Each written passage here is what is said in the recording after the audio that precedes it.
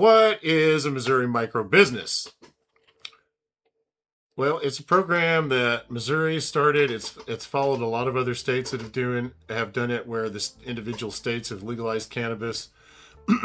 They set up these programs, and they call them social equity programs. In Missouri, they call it a microbusiness or social equity program.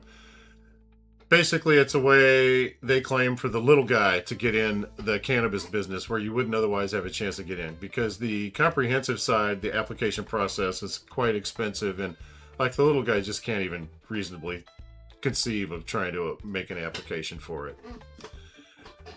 So they scale it down so that it's a smaller business can hopefully get into this thing. There are social equity requirements. A big one that they're doing this time around is that the licensee must be the 51% owner and controller of the micro business now and in the future. Can't have any contracts that strip those rights away now or in the future. So another thing about the micro business ecosystem is that it's B2B. So it's micro business to micro business only. And it's Missouri only. So only Missouri and all states are limited to their own, or are supposed to legally be limited to doing business within their own state borders. Missouri is no different. So the micro program there is getting ready to get kicked off with the round 3 lottery coming up here in just less than 2 weeks on the 13th, which is a Monday. I want to mention right now, I'm doing a special strategy session on the 10th.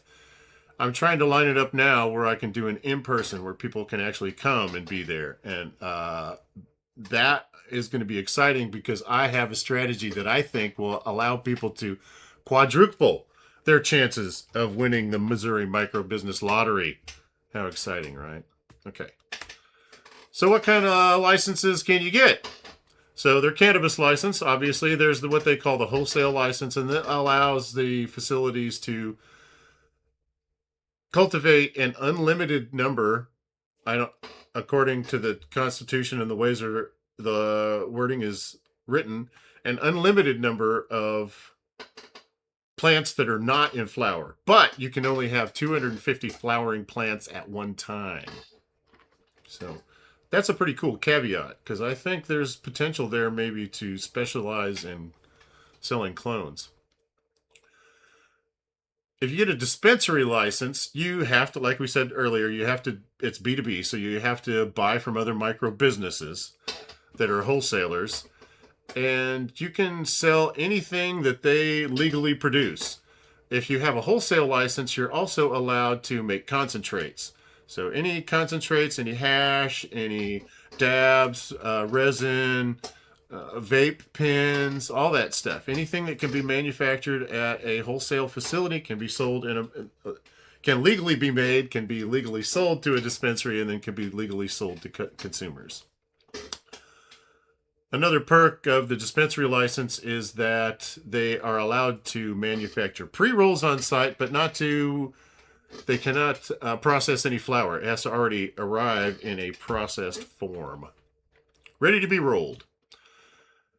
So there's some changes between the previous rounds and the way they're doing things this time. This is you can have your name on one application. If you've already won an application, your name better not show up. Your phone number, your social security number, anything that identifies you, I suppose your address, if somebody else is applying from your same residence, could be the same. But you don't want to in any way be associated with any other licenses. That could cause you to lose both of your licenses. Don't want to do that. So, for example, my wife and I just both applied in round 2. I won a license. She didn't. So she's still eligible to apply in the round 3. However, that's her thing. That's her business. It's completely separate from what I do. My name is not going to be on it. My phone number, nothing is going to be on it. She's going to be the complete 100% owner. And that's the way it has to be. Our businesses have to be completely separate. At least that's our plan right now. Okay, so a marijuana facility cannot have an owner with a disqualifying felony offense. And those are